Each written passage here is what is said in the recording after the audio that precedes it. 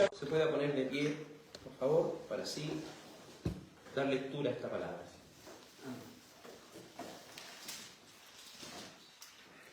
Ageo, capítulo 2, versículo 1 al 5, dice así la palabra de Dios. En el nombre del Padre, y del Hijo, y del Espíritu Santo. Amén. En el mes séptimo, a los 21 días del mes, vino palabra de Jehová por medio del profeta Ageo, diciendo: Habla ahora a Zorobabel, hijo de Salatiel, gobernador de Judá, y a Josué, hijo de Josadac, sumo sacerdote, y al resto del pueblo, diciendo: ¿Quién ha quedado entre vosotros que haya visto en esta casa en su gloria primera? ¿Y cómo la veis ahora? ¿No es ella como nada delante de vuestros ojos? Pues ahora, Zorobabel, esfuérzate, dice Jehová, esfuérzate también, Josué, hijo de Josadac, como sumo sacerdote, y cobrad ánimo, pueblo todo de la tierra, dice Jehová, y trabajad, porque yo estoy con vosotros, dice Jehová de los ejércitos, según el pacto que hice con vosotros cuando salisteis de Egipto. Así mi espíritu estará en medio de vosotros. No temáis. Amén. Oremos. Amado Padre, nos presentamos delante de ti como aquellos, Señor, que necesitan de tu palabra. Así como nuestros cuerpos físicos necesitan del agua y del alimento, también, Señor, nuestra alma necesita de esa fuente que salta para vida eterna y necesita de ese pan que desciende del cielo. Nosotros somos instrumentos, Señor, pero te suplico que por medio de tu Santo Espíritu me ilumines para interpretar correctamente las Sagradas Escrituras, porque sabemos que la palabra de Dios tiene una sola interpretación y aquella correcta es la que el Espíritu Santo ha revelado, Señor, en el antiguo tiempo, en los tiempos de Ageo, Señor, y en los tiempos de los profetas. Ayúdanos, Señor, a ser alimentados por medio de tu santa palabra. Te lo ruego, Padre, en el nombre de tu amado Hijo Jesús. Amén. Favor de tomar asiento. El profeta Ageo. El profeta Ageo es uno de los profetas que habla post cautiverio. Anteriormente debemos decir que el pueblo de Israel estuvo cautivo en Babilonia, específicamente la tribu de Judá. Ese reino del sur estuvo cautivo por 70 años. Dios los había disciplinado por la sencilla razón de que ellos habían quebrantado el pacto, el compromiso que Dios había hecho con ellos.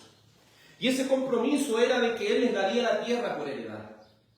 Pero ellos debían comprometerse en seguir sus leyes, sus estatutos. Este pueblo durante mucho tiempo pecó contra su Dios.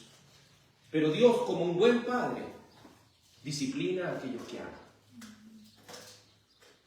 En ese contexto, post cautividad, cuando los 70 años se cumplen, Nehemías, por un lado, va con un grupo de hombres de la cautividad a aquella ciudad destruida de Jerusalén. Empiezan a levantar los muros.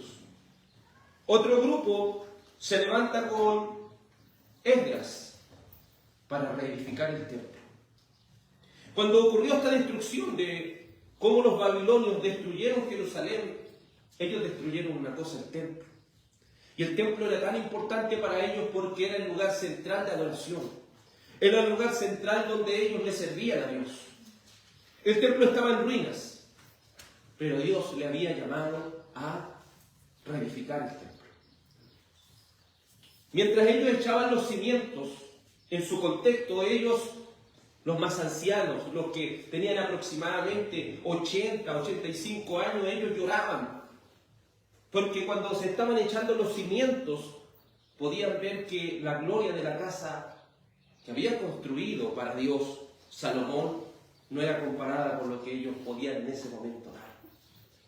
Mientras los más jóvenes y los demás estaban alegres, había un cierto tristeza por no poder construir y no poder cumplirse lo que el libro de Ezequiel ya había dicho, que Dios traería un templo más excelente que el templo de Salomón. Entonces el pueblo también fue perseguido por los enemigos que no dejaban que ellos reconstruyeran el templo. Y es así donde la construcción del templo se detuvo.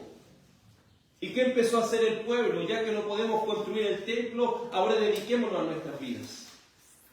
Por un largo tiempo ellos se buscaron y quitaron su prioridad, porque sabemos, como el mismo hermano Ángel podía decir en el devocional, el fin principal del hombre es glorificar a Dios y disfrutar de Él para siempre.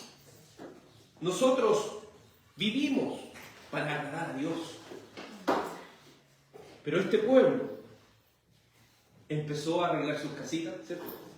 Empezó a enmaderar sus casas, empezó a cambiar sus prioridades. Ya su prioridad era sus propios proyectos, sus propias pretensiones. Ellos empezaron a sembrar, ellos empezaron a hacer varias cosas, y como sucede con muchas personas que nos topamos en nuestra vida y decimos, sirvamos al Señor, y ellos dicen, es que no tengo tiempo, ¿cierto? Lo primero que dicen, no tengo tiempo. Pero cuando nos damos cuenta de quién es Dios, entendemos que el nivel de prioridad es Él, ¿cierto? En el nivel de prioridad, en el principio está Él. Nuestro tiempo en primer lugar debe ser para Él, y luego para la familia, luego para el trabajo y luego sucesivamente. Si alteramos ese orden, nuestra vida va a comenzar a andar mal.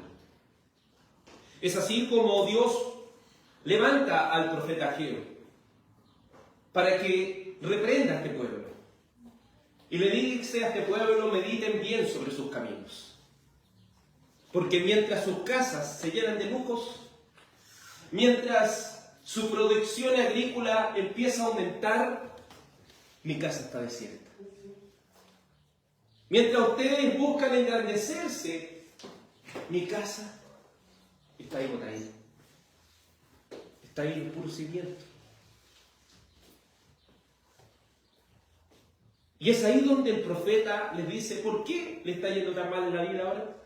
Ustedes se están preocupando de arreglar sus casas, se están preocupando de su producción agrícola, pero están viendo que están acumulando el saco roto. Están viendo que le está yendo mal, en vez de todo lo contrario. Si uno el que más trabaja, más espera percibir, ¿cierto? Pero el profeta les dice con estas palabras, ustedes están acumulando el saco roto. Todo el tiempo que no lo están invirtiendo en mí, lo están invirtiendo en sus cosas, y eso es la nada misma. Es como intentar de alguna manera captar todo el agua del mar con nuestra propia mano. Algo imposible. Y es ahí donde el líder del pueblo, Zorobabel, que era el gobernante, y Josué, el sumo sacerdote, aquellos reciben este mensaje de Ageo. Le dice Zorobabel, le dice también Josué, y le dice a todo el pueblo, vayan a buscar madera, arrepiéntanse de su pecado y comiencen a cambiar sus prioridades. Porque la prioridad sobre todo la tiene Dios. Gracias al Señor este pueblo no fue muy porfiado. Pasaron un poco más de 20 días y ellos atendieron a esta palabra. Ellos comenzaron a trabajar. Pero este capítulo 2 trata de que, si usted se da cuenta, la profecía, lo que vimos anteriormente, si usted va a Ageo capítulo 1, verso 14 dice, y despertó Jehová, Ageo 1:14, y despertó Jehová el espíritu de Zorobabel, hijo de Salatiel, gobernador de Judá, y el espíritu de Josué, hijo de Josadac, sumo sacerdote, y el espíritu de todo el resto del pueblo. Y vinieron y trabajaron en la casa de Jehová de los ejércitos, su Dios. ¿Cuándo fue? En el día 24 del mes sexto, en el segundo año del rey Darío. ¿Cuándo fue? El día 24 del mes sexto.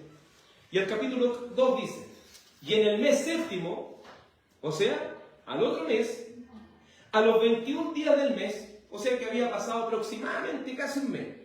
¿Qué le empezó a pasar aproximadamente un mes? Vino palabra de Jehová por medio del profeta Ageo diciendo. Entonces viene una palabra ahora. Pasó poquito tiempo y ya viene una palabra de Dios. Obviamente esta palabra viene porque ellos algo estaban haciendo mal. Mire lo que dice verso 2.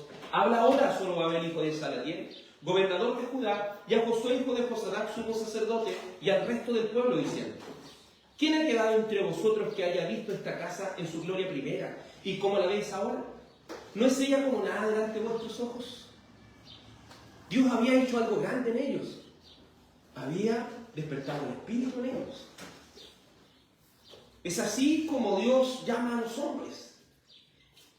Nosotros, al estar sin Cristo, estamos muertos en nuestros delitos y pecados. ¿Y un muerto puede responder a un llamado? No sé si alguna vez hemos ido a un cementerio y podríamos decirle, ¿cierto?, a las personas: salgan de ahí, pueden, escuchen el Evangelio, pueden. Así compara el Señor nuestro estado pecaminoso, un estado de muerte, donde no podemos responder este llamado. Pero es hermoso lo que hace Dios aquí. Dice que Dios despertó el espíritu de ellos. Es decir, Dios le dio esa vida para que ellos volvieran a trabajar en las cosas del Señor. Pero muchas veces creemos que cuando Dios nos permite a nosotros nacer de nuevo, las cosas van a ser fáciles. Solamente le bastó un poco más de 20 días a Benedicto para que ya empezara a sembrar dentro de ellos la duda. Por eso el profeta le dice: de los ancianos que quedan aquí, de los que vieron el templo de Salomón, ¿cuántos pueden decir que este templo que estamos construyendo ahora va a ser mejor que el otro? ¿Se fijan? Entonces queda eso. ¿Qué es lo que le está reprendiendo el Señor? Le está diciendo dentro de su mente: ustedes tienen en su mente de no dedicarme el tiempo a mí. Ahora se le está metiendo en la mente que lo que están construyendo quizás no va a ser tan bueno. O sea, ¿qué es lo que se le empezó a sembrar en su mente? La duda, el desánimo. Y es así porque muchas veces, cuando el Señor despierta el espíritu dentro de nosotros, empezamos con todo el ánimo, ¿cierto? Empezamos con todo el esfuerzo, empezamos con todas las cosas, pero después empezamos a decaer. ¿Por qué? Porque el desánimo llega a nosotros. Por eso, el título de esta predicación se llama: Dios anima a su pueblo. Dios anima a su pueblo. Veamos el contexto de su desánimo. Hemos dicho que el templo de Salomón, ¿cierto?, ya en nuestra lectura nos hemos dado cuenta, era un templo pero excepcional, era un templo tremendo. Y ahora usted compare a un pueblo que viene saliendo de la esclavitud, de la esclavitud de Babilonia. ¿Ellos iban a tener tantos recursos como lo tuvo Salomón en ese tiempo? No, pues entonces los materiales que ellos tenían a su disposición, el dinero que ellos podían invertir en esto, no era ni comparable con lo que Salomón tenía. Y si a eso usted le suma la profecía de Ezequiel, que dijo: cuando ustedes vuelvan, quiero que el Señor les va a dar un mejor templo. Pero eso se contradice con lo que ellos mismos están viendo con su ojo, y eso es lo que produce en ellos desánimo. Y lo vemos nosotros cuando entendemos que el reino de Dios está reinando. Pero uno después se levanta, ¿cierto?, el día lunes, después de haber entendido esta verdad, y ve que todo anda mal en el mundo, y uno después dice: no estamos en el reino de Dios. ¿Entiende? Ahí empieza el desánimo. ¿Para qué voy a salir a predicar? ¿Para qué voy a compartir el Evangelio? ¿Para qué? Porque empieza ahí. Si mis esfuerzos quizás no están viéndose reflejados. Pero como el hermano Ángel podía, en ese preámbulo, ¿cierto?, de lo que es el devocional, decir: vivimos para la gloria de Dios, no para agradar a los hombres. ¿Entienden? Tampoco para creer que nosotros vamos de alguna manera, merecemos recibir algún tipo de resultado por lo que estamos haciendo. ¿Qué nos manda Dios? Sino a trabajar. ¿Y el resultado a quién se lo debemos dejar? Sino al Señor. ¿Por qué el desánimo? Aquí nos muestra que cuando comenzamos a trabajar para la gloria de Dios, cuando deseamos ser obedientes y tener a Dios como prioridad, uno de los primeros obstáculos que tenemos es el desánimo. Nuestra impaciencia, nuestro orgullo. ¿Y por qué digo orgullo? Porque vemos que otras personas están trabajando y quizás le está yendo mejor en las cosas de Dios. No sé, su trabajo se está viendo de una manera más notoria. Muchos podrían, y quizás lo más visible dentro de lo que es la congregación, el trabajo de predicar y enseñar es algo visible. Pero No debemos ser desanimados si quizás dentro del trabajo que nos está dando el Señor a nosotros, quizás hay un poquito de trabajo. Pero ese poquito de trabajo sirva de todo corazón al Señor. ¿Me entienden? ¿No? Porque muchas personas entran en el orgullo, pero es que yo no trabajo como tal persona, es que yo no sirvo para esto, yo no sirvo para esto otro. Pero nosotros debemos servir en lo que el Señor nos ha llamado. Nada más. Si el Señor no nos está pidiendo que usted sea igual a otra persona. El Señor le está diciendo, en lo poco has sido fiel, en lo mucho te pondré. ¿Me entienden? Sirvamos al Señor con lo que Él nos ha dado. Y no caigamos en ese desánimo. No comparemos nuestro trabajo con el de otros. Lo importante es que estemos trabajando para la gloria de Dios. No dejemos que el desánimo de alguna manera tome dominio de nuestro corazón. La palabra de Dios en Colosenses capítulo 3, versículo 23 al 24, en la versión NBI dice: hagan lo que hagan, trabajen de buena gana, como para el Señor, y no como para nadie en este mundo, conscientes de que el Señor los recompensará con la herencia. Ustedes sirven a Cristo el Señor. ¿A quiénes servimos a nosotros? A Cristo el Señor. Entonces, si servimos a Cristo el Señor, nosotros debemos trabajar de buena gana. Nosotros no solamente estamos hablando en esto de trabajar en las cosas del Señor, también en nuestro trabajo secular. Y a veces le llamamos trabajo secular, pero debemos entender que la gloria de Dios no es solamente aquí, sino donde quiera que estamos, donde quiera que estemos trabajando. Muchas veces nosotros nos desanimamos porque vemos tanta injusticia en los trabajos a veces. Y estoy hablando de ciertos trabajos seculares, vemos tanta injusticia, vemos tantas cosas, y eso a veces nos desanima. Y queremos como decir, ya no tengo que esforzar, si al final no sirve de nada. No caigamos en ese desánimo. Hagan lo que hagan, trabajen de buena gana como para el Señor. Es el consejo de Dios, trabajemos como si fuera para el Señor. No sé, a veces en el matrimonio hay problemas y cosas así, pero es que yo no estoy, no sé, pues mi esposo o mi esposa no está dando lo mismo que yo estoy dando. Usted no tiene por qué estar mirando para el lado. Usted tiene que preocuparse de hacerlo como para el Señor. ¿Me entiende? Entonces a veces ese es el desánimo que llega a nuestra mente, es que yo para qué me esforzar, no sé, con el matrimonio si yo veo que la otra persona no está haciendo nada más allá. No sea producto del desánimo.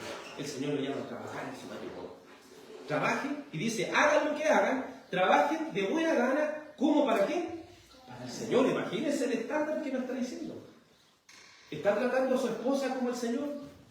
¿Como trataría al Señor? ¿Está tratando a su esposo como trataría al Señor? Y aquí nos dice, si la otra persona está haciendo así con ustedes, no. Ustedes trabajen como para el Señor. Dice, y no como para nadie en este mundo. Ni siquiera comparte y dice, no, si su esposo o su esposa está en un estándar así, ahí ustedes hagan, ¿no? Hagan esto para el Señor. No es que mi jefe haga esto como para el Señor. No es que, no sé, mis vecinos son de esta manera, haga esto como para el Señor. ¿Entienden? Que a veces lo excusamos, que mi vecino es así, asá. No lo excusemos. Hagan lo que hagan, hagan todo para el Señor. Muchas veces caemos en el pecado de comparar nuestro trabajo con el de otros, y es aquí el desánimo, producto de nuestro orgullo. Eso es orgullo.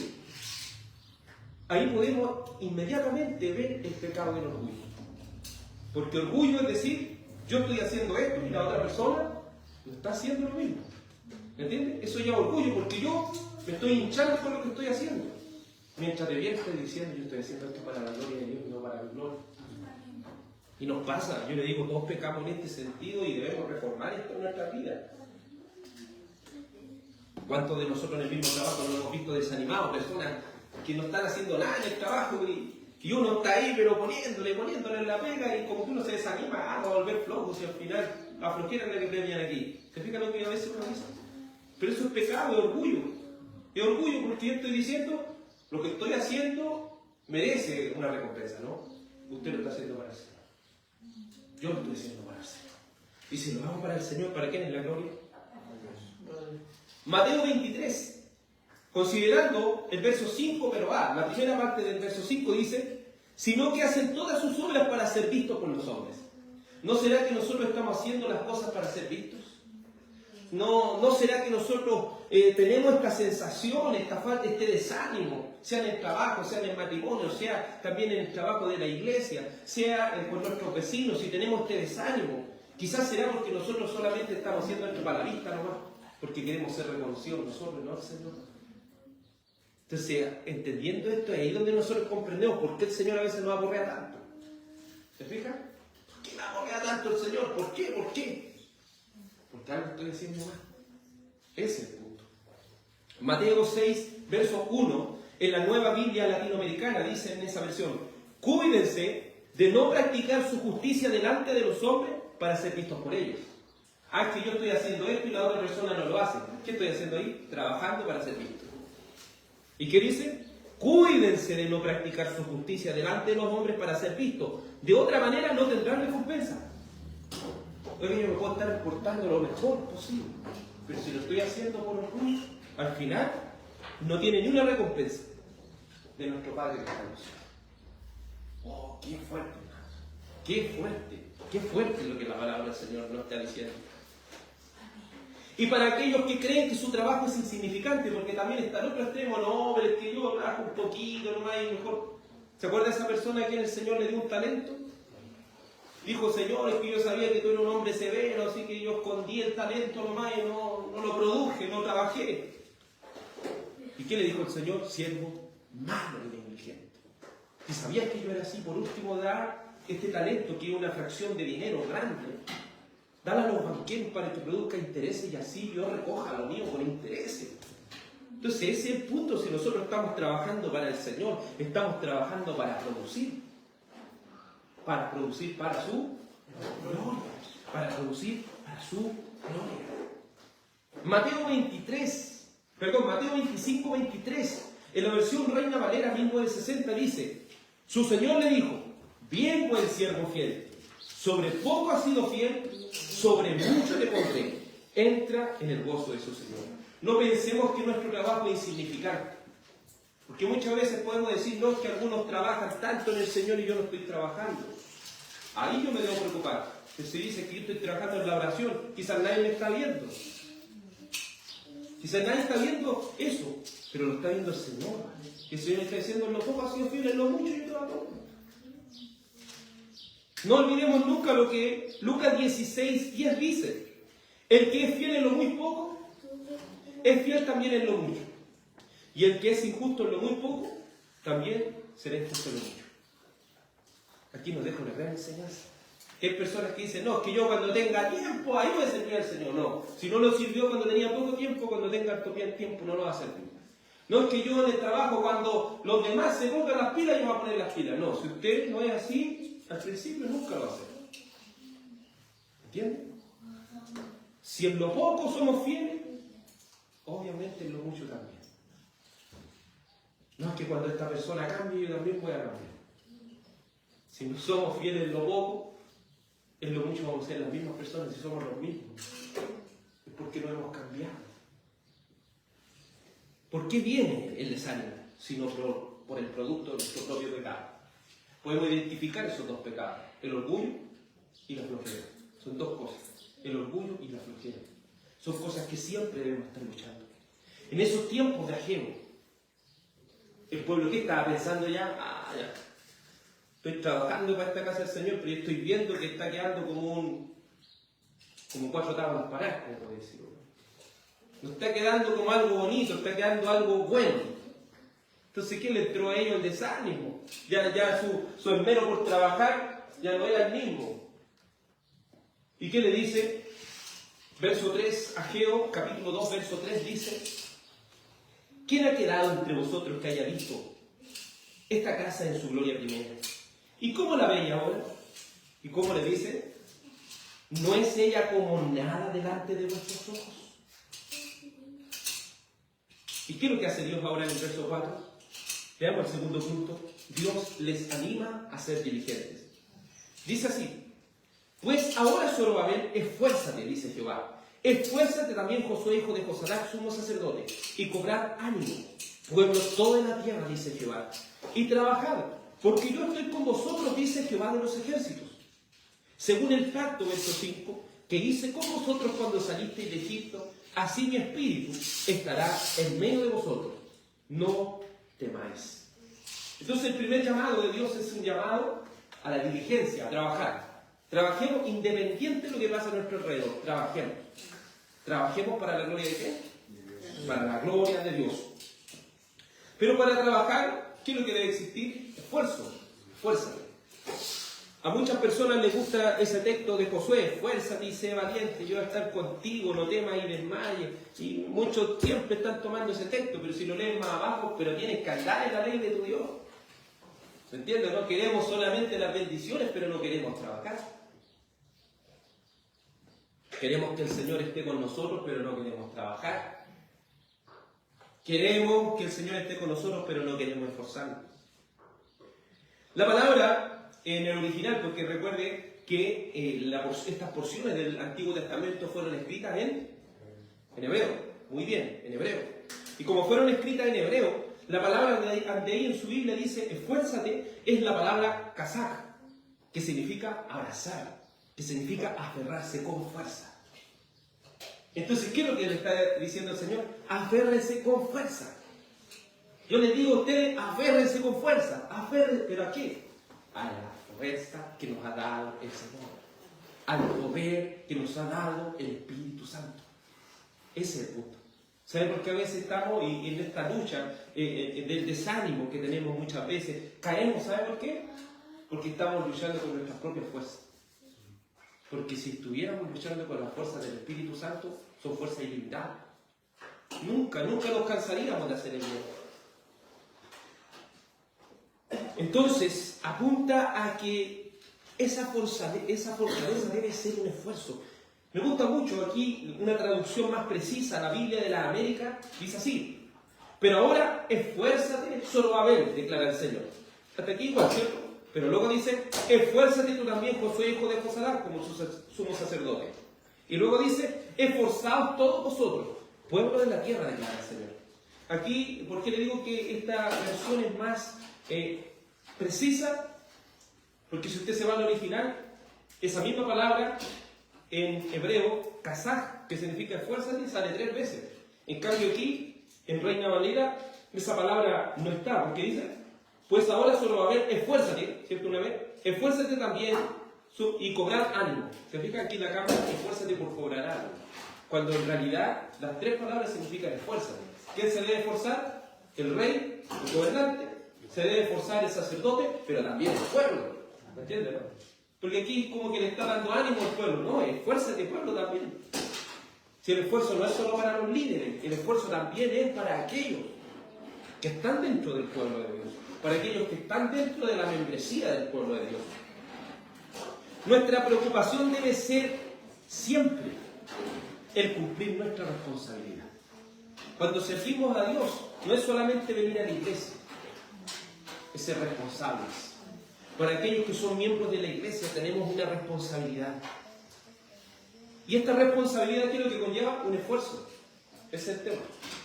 Tenemos una responsabilidad de servir a Dios. Y eso es responsabilidad y un esfuerzo. Sabemos que la salvación no es por obras, ¿cierto? Para ser salvo no es por obras. Porque ¿cuál es el mérito suficiente para llegar al cielo?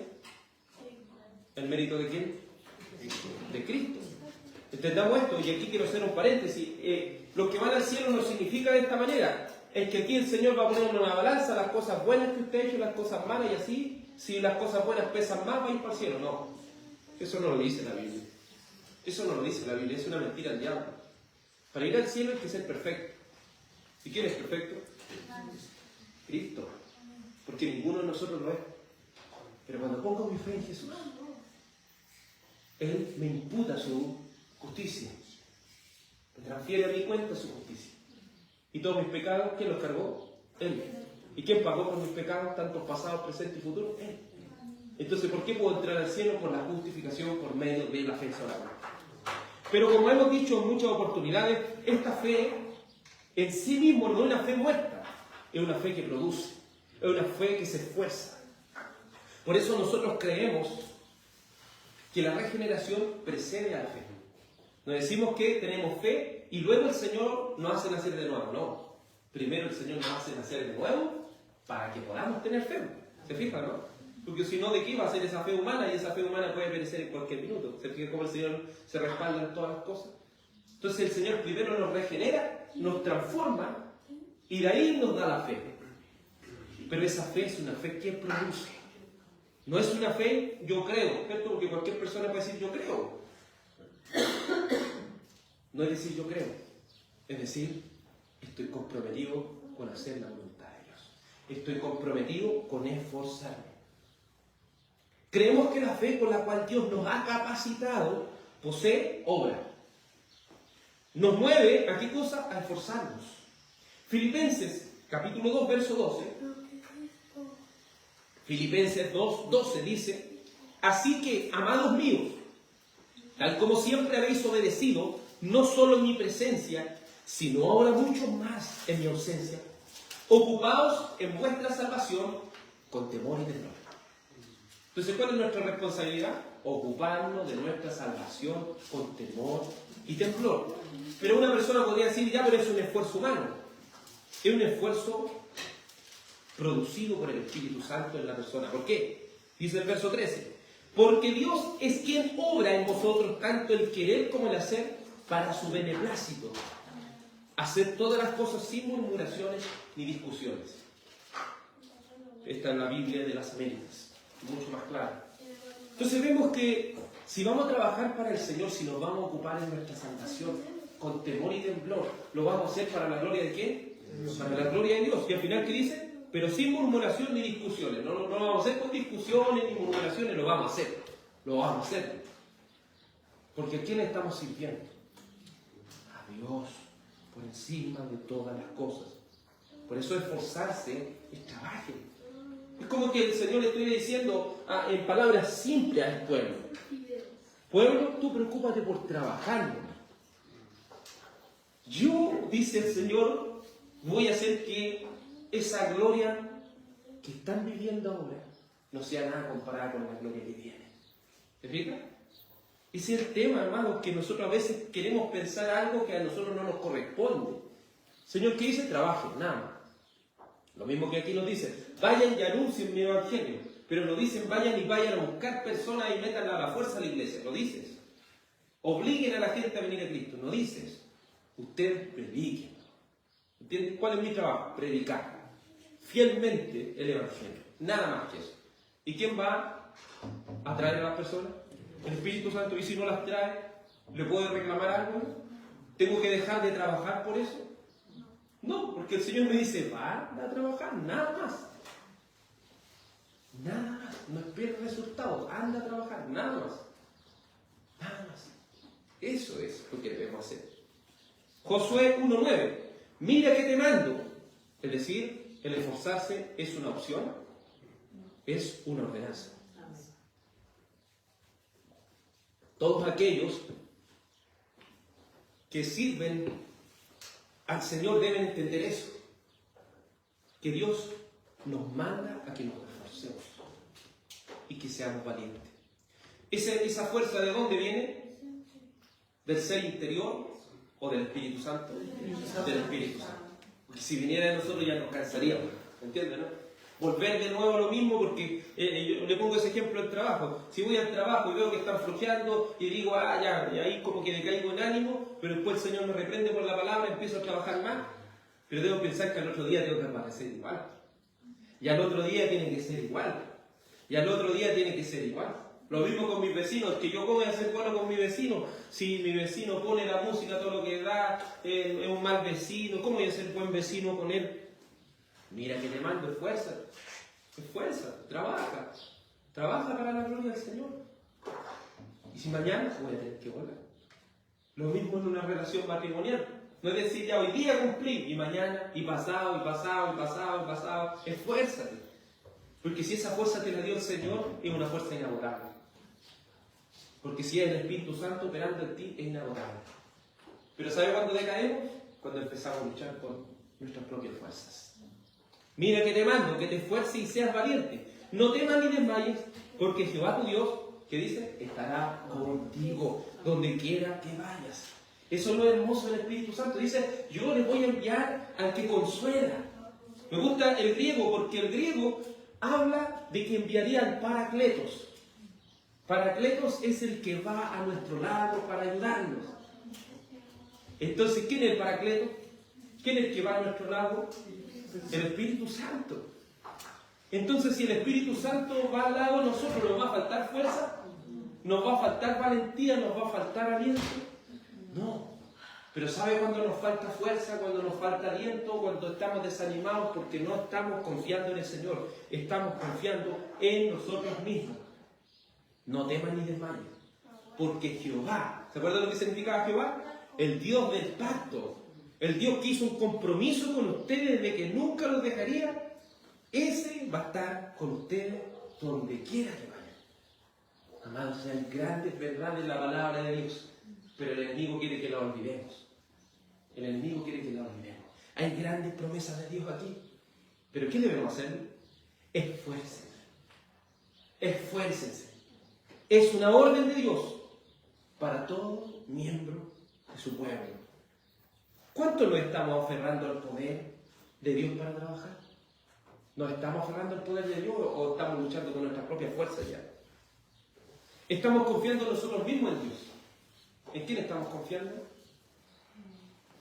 Es la pregunta que debemos hacer nosotros mismos. Punto número B. El llamado de Dios es a trabajar. ¿Qué les dice el Señor? Y trabajad, porque yo estoy con vosotros, dice Jehová de los ejércitos. Jehová de los ejércitos, o Jehová del Sabaoth. Cuando habla de Jehová de los ejércitos en la Biblia, está hablando de un ejército que no ha perdido nunca una batalla. De un ejército infranqueable. Entonces, cuando hablamos de que Jehová de los ejércitos va a estar con nosotros, estamos hablando de que el Dios invencible va a estar con nosotros. Entonces, ¿qué debemos hacer? Esforzarnos, nada más. Nada más. Se parece simple, ¿cierto? Parece simple. Pero ¿sabe por qué a veces se hace difícil? Porque nuestra personalidad, la que quiere ahí, quiere salir, no, que yo quiero hacerlo a mi manera, no, que yo quiero luchar con mi propia fuerza, no. Deja de luchar con Dios y entrégate a las manos de Él, para que Él nos dirija. Dice, y trabajad, porque yo estoy con vosotros, dice Jehová de los ejércitos, según el pacto que hice con vosotros cuando salisteis de Egipto. Así mi espíritu estará en la periferia, estará en medio de vosotros. Es que el Señor quiere que ellos entiendan que es más que levantar un templo. Yo creo que eso a veces a los cristianos se nos olvida, que es más que levantar un templo de tantos pisos. ¿Sabe qué es lo más importante? Que el Señor esté en medio nuestro, nada más. Podemos reunirlo aquí, podemos reunirlo allá afuera, podemos reunirlo en una casa, podemos reunirlo en cualquier lugar por ahí. Pero ¿sabe qué es lo más importante? Que el que esté en medio nuestro sea el Señor. Porque ¿qué sacaría con hacer así un templo y el Señor no esté? Eso es lo que el pueblo debe entender de la profecía. A veces el pueblo de Israel era muy literal. Es que el Señor nos va a dar más, un templo más grande. Ellos se imaginaban ya si el otro templo era de oro, este tenía que ser de diamante, un ejemplo. Pero ellos no saben que el templo es Cristo. Algo mucho más excelente. Porque Él iba a estar con nosotros siempre, en todo lugar, siempre. En cambio, un templo tendríamos que ir a Jerusalén, tomar un avión, tantas horas allá, perder todos esos días, dinero, para poder viajar para allá. Pero este templo debe ser el cuerpo de Él, donde hayan 2 o 3 congregados su nombre de estar. Nada más que eso. Y eso es lo que no quería entender. No quería entender. Bueno, el llamado de Dios es a trabajar.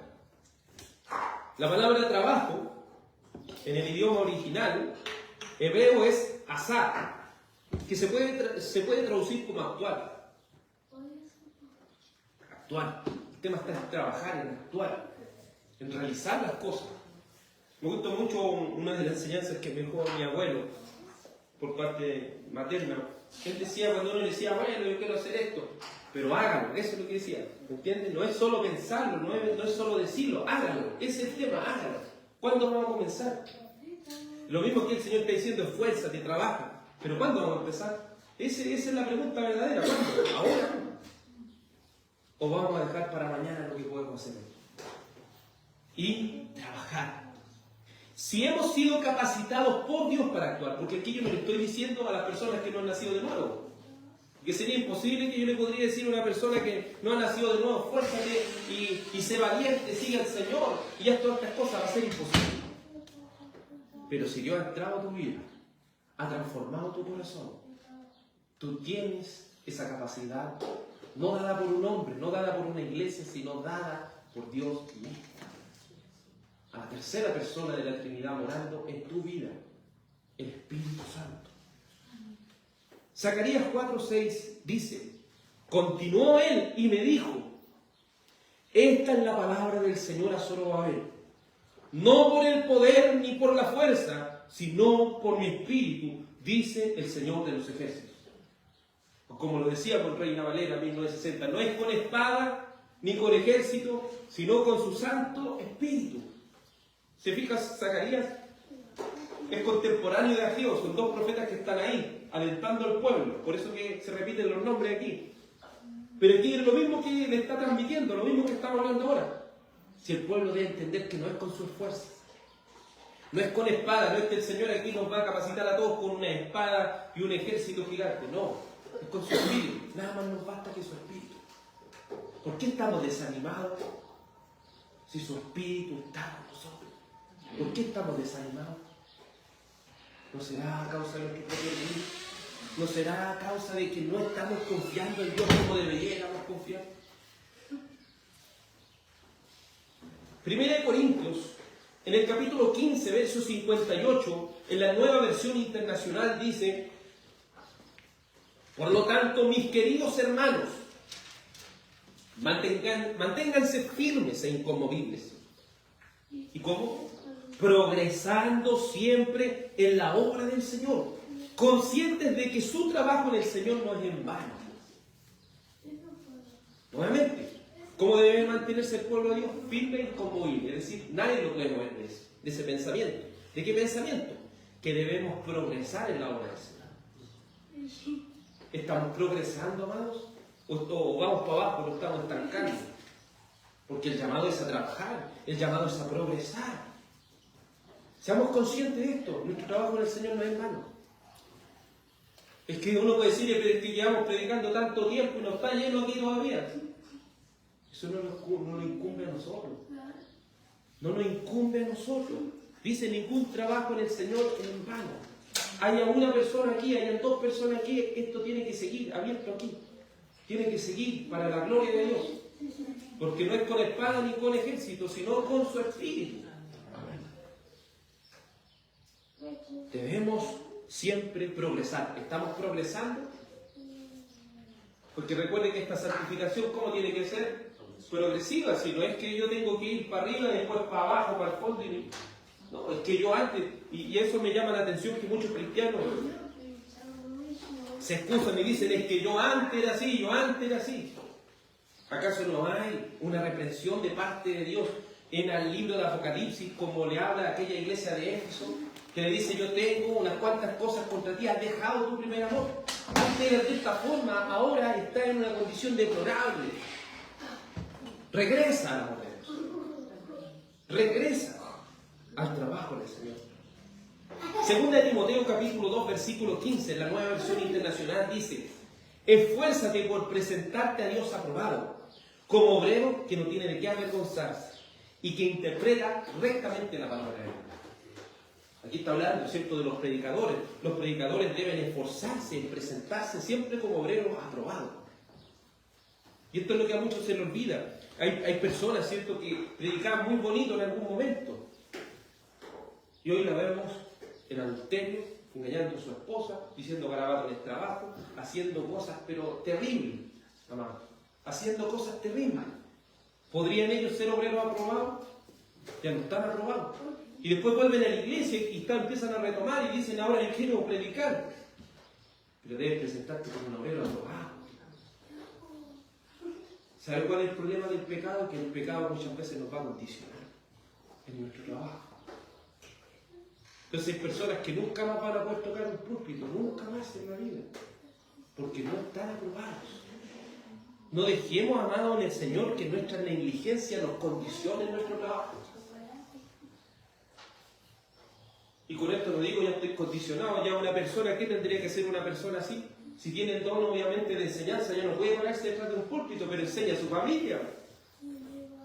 No sé, aconseja a los hermanos, ¿me entiendes? Pero ya no puede pararse delante de la grey de Dios. Esfuércense en presentarse a Dios aprobado. Ese debe ser nuestro esfuerzo y no solo para los predicadores, todos debemos ser personas aprobadas, porque ¿de qué nos va a servir después? Si esto es triste, amado, a veces, por lo mismo que estamos hablando, el desánimo, hemos caído en desánimo y hemos caído en el juego de las cosas del mundo. Entonces después cuando queremos levantarnos ya no tenemos aprobación y nos cuesta más. ¿Cierto? Nos va a decir, no sé, por el vecino, ya hoy día vamos a cortar tiempo con el vecino. Y me va a decir, no sé, quizás me diga un montón de garabatos porque hay un trasfondo detrás, ¿me entienden? Entonces parece que mi constancia va a tener que ser más todavía en el tiempo, aunque reciba un montón de cosas, voy a tener que seguir mirando el blanco perfecto de quién es Cristo. Muchas veces creemos que trabajar es solo predicar y enseñar, porque es lo que más se ve. Pero ¿acaso no sabemos que hay mucho más trabajo que esto? Porque cuando tenemos a Dios como prioridad, se nos abre un abanico de oportunidades para glorificar a Dios en nuestro trabajo. ¿Y qué me voy a centrar en esto último?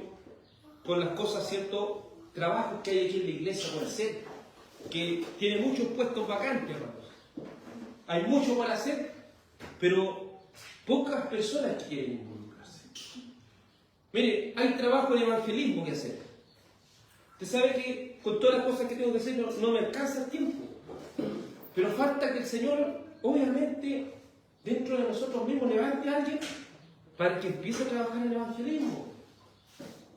No sé, veo que el mismo de visitar a los enfermos, visitar a las personas que están mal, nadie está haciendo más ese trabajo. ¿Me entienden? Creen que el pastor es el que tiene que hacer todo, pero también hay que esforzarse en eso. ¿Quién está visitando enfermos? ¿Quién está haciendo evangelismo? ¿Quién está trabajando con los niños de la comunidad donde hay tanta necesidad? ¿Quién está trabajando con los hermanos que no pueden estar en las reuniones de oración? ¿Quién está colaborando en los aseos que muchas veces hay que hacer en la sede? A veces, ¿cierto? Vemos uno o dos hermanos nomás haciendo esto y siempre son los mismos. ¿Me entiendes? A veces son trabajos pequeños que uno podría decir, pero son trabajos que si no se hacen, ni siquiera podríamos estar aquí en la reunión. ¿Me entiendes? Entonces a veces desvalorizamos los trabajos y decimos que este es un trabajo insignificante. No, también involucremos. Involucrémonos, esforcémonos. Hay que trabajar también con los necesitados en nuestra comunidad. Hay muchas personas, ancianos, personas con depresión, personas con temas de suicidio, hay muchas personas que nosotros podríamos estar ayudando, pero faltan manos. Faltan personas que se involucren, no solo personas, sino aquellos miembros de la iglesia que han nacido de nuevo. Hay también puestos de vacantes, ¿cierto?, para hacer escuela bíblica, el día mismo, día domingo en la mañana. Hay puestos de vacantes para ayuno, para oraciones, para estudiar, para leer la palabra de Dios, etc. Hay mucho por hacer, pero pocos dispuestos a trabajar. ¿Saben por qué? Por la sencilla razón de que no estamos estudiando. No estamos entendiendo lo que significa servir en una iglesia. Servir en una iglesia significa comprometerse a hacer más que venir a la iglesia. Comprometerse para glorificar a Dios y disfrutar en lo que estamos haciendo. Hay mucho poder y respaldo de Dios, porque ¿qué le dijo? Yo voy a estar contigo. El Señor de los ejércitos va a estar contigo, tú tienes que esforzarte. Hay mucho respaldo de Dios, pero pocos dispuestos a trabajar para su gloria. Queremos ver iglesias llenas, pero muy pocos quieren trabajar para la gloria de Dios. Siempre se lo he dicho, hermano, mi oración al Señor, no crean que llena este lugar, mi oración no es esa. Si usted está pensando que estoy orando eso porque se necesitan más manos para esto, ¿me entiende? ¿Usted cree que yo voy a poder dar abasto con tantas personas? ¿Me entiende? Ese es el tema. Pero si cada parte del cuerpo está trabajando, gloria al Señor, que mande más personas. Porque así todos vamos a estar trabajando. Todos vamos a estar trabajando para su reino, para su gloria. Hay un reino de Cristo. Hay un reino que está vigente, pero nosotros estamos igual que en los tiempos de Ageo, artesorando nuestras casas, con tantas que hacer en el mundo, pero estamos dejando desierta la casa de Dios. Con esto no le digo, vamos a ir a comprar un sitio, vamos a hacer un no, yo le estoy diciendo, trabajemos con las cosas que el Señor nos da. Tanto trabajo por hacer. Pero qué triste sería salir de aquí y volver el otro domingo en las mismas, ¿cierto? Triste sería salir de aquí, no, entendimos esto, pero después salir y volver a lo mismo al trabajo, volver a lo mismo a nuestro matrimonio, volver a lo mismo con nuestros vecinos, volver a lo mismo aquí con el tema de la iglesia, sin compromiso, sin esforzarse, es lo mismo, es lo mismo, es lo mismo. Entonces, no esperemos recompensa de parte del Señor.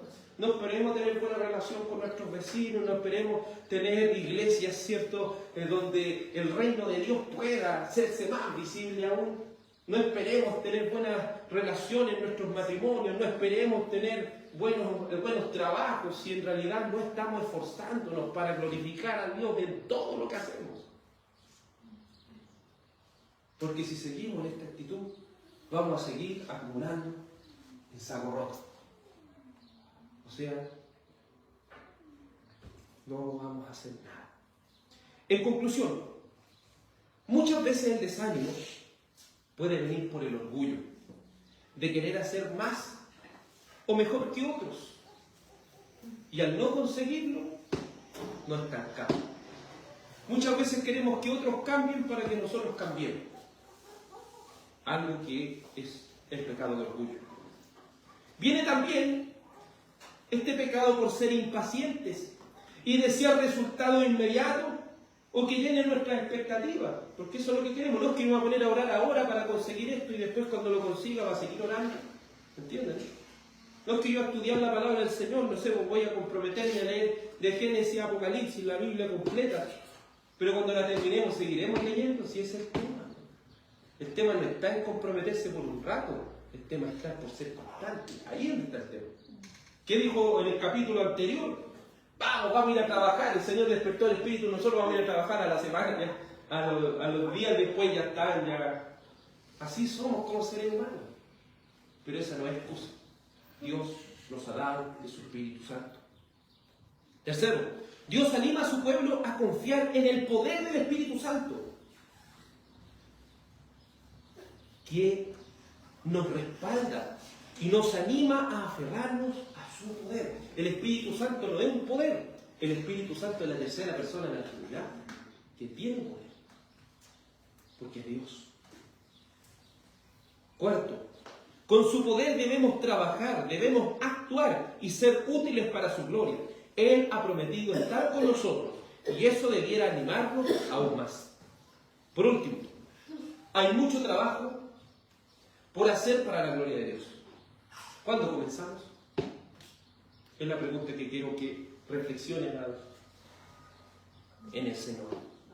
Amén. Hasta aquí el mensaje del día del Señor. Te invito a que oremos al Señor, que confesemos nuestro pecado delante de Él y que podamos salir de este lugar justificados y comprometidos delante de Él. Amado Padre, agradecemos porque nos habla a tiempo y también fuera de tiempo. Con tu palabra, Señor, nos redarguyes de pecado, nos confrontas. Hay tanto, Señor, por hacer para tu gloria, pero que esto sea con el disfrutar, viviendo, para que tú seas, Señor, reconocido por encima de todas las cosas. Queremos que este pueblo de Coltauco vea una iglesia visible, vea una iglesia preocupada por su entorno, vea una iglesia preocupada por las almas que se pierden, Señor. Y por encima de todo, necesitamos una iglesia preocupada por tu gloria. Padre, reconocemos este pecado, Señor, esta flojera que muchas veces nos invade, ese orgullo, Señor. Debemos reconocer ese pecado. Ayúdanos, Señor, a que seamos animados por tu Espíritu Santo. Si hemos nacido de nuevo, Señor, tú nos vas a animar. Y ya nos estás animando con tu palabra. No esperemos pedirle fortaleza al Señor si tenemos el poder del Espíritu Santo morando en nosotros.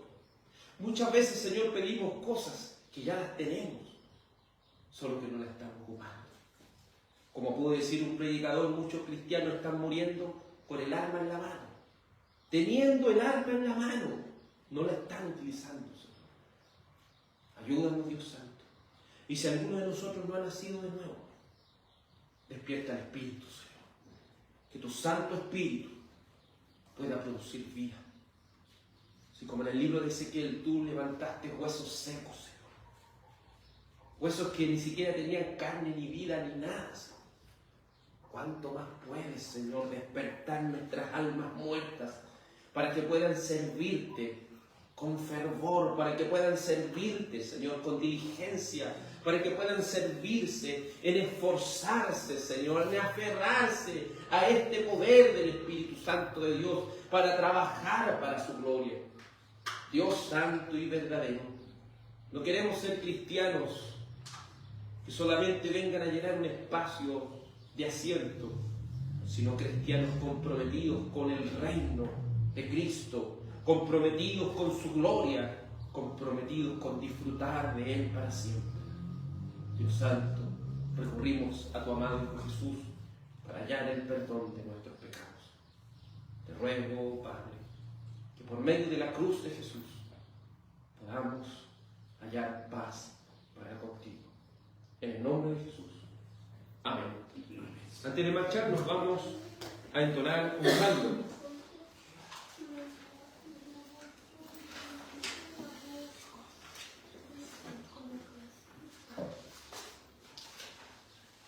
Vamos a entonar el maravilloso Salmo 32. El maravilloso Salmo 32. Un salmo que nos muestra cómo es el perdón del Señor. Necesitamos, ¿cierto?, salir justificados de este lugar. Salmo 32. Necesitamos que el Señor nos perdone. Y sabemos que es feliz y bendecido todo aquel cuyo pecado es perdonado. Salmo 32. Entonemos este precioso salmo del Señor. Es grandemente bienaventurado el que de transgresiones perdonado, que bienaventuranza recibió aquel cuyo pecado se cubrió. Si feliz al que la maldad pasada por el Señor no le es imputada, y en cuyo espíritu a la verdad no se halla engaño ni hay falsedad. Mientras te callaba tú envejecía, mis huesos en mi gemir todo el día, pues día y noche tu mano pesó, en sequedad mi verdo se tornó. Mas al fin mi pecado he declarado, mi iniquidad no te he ocultado. Si dije lo